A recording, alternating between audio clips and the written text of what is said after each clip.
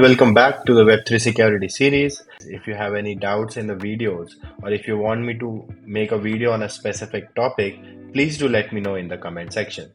In this video, we're diving into Oracle manipulation, a serious vulnerability that has led to millions of dollars in losses for decentralized applications.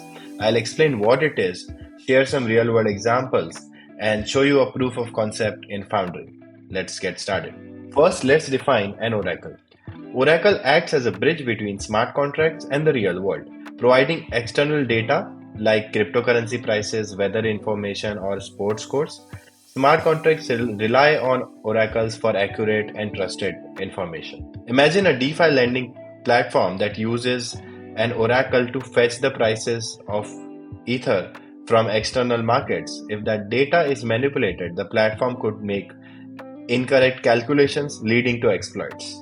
Here you can see that there is a hack that was happened in February 2020 and a hacker stole $350,000 from a DeFi project called BZX.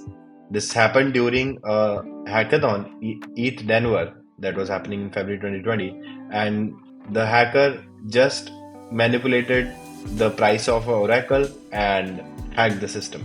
Here I have a list of all the hacks that have happened using oracle manipulation. I'll provide this link in description, so you can see that there are so many attacks happening on protocols and hackers are stealing millions of dollars from the protocols. So what is oracle manipulation?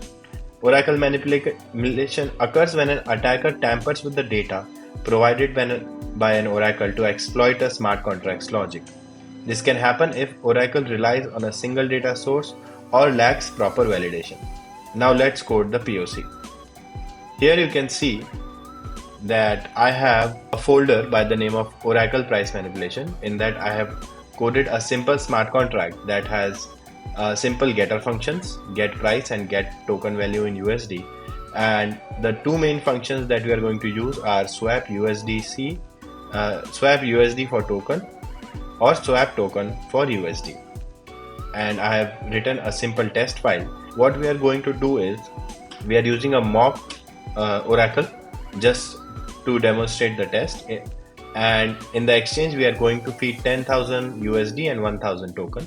So you can see that in the first step, the attacker is going to set the price of the token to $1 and buy 100 tokens, and then increase the price to maybe $100 and then sell all the tokens, making a profit. So here I'll just run the test. Yeah, you can see the test has passed and initial token price was $1. Attacker spends $100 to receive 100 tokens, then manipulates the price to $100. Now the exchange thinks each token is worth $100. So he sells all his $100 and receives $10,000 in total. So he makes a profit of $9,900. How can we prevent oracle manipulation? Here are a few strategies. First is decentralized oracles. Using decentralized oracles like Chainlink, which aggregate data from multiple sources, making it harder for a single entity to manipulate the price. Price feeds with time-weighted averages to smooth out price fluctuations and reduce the impact of short-term manipulation.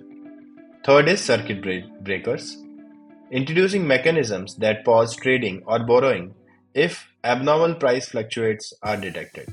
And fourth is oracle diversification, using multiple oracles and comparing their data to detect and reject outliers. If you found this video helpful, please like, share and subscribe for more Web3 security insights. Thanks for watching.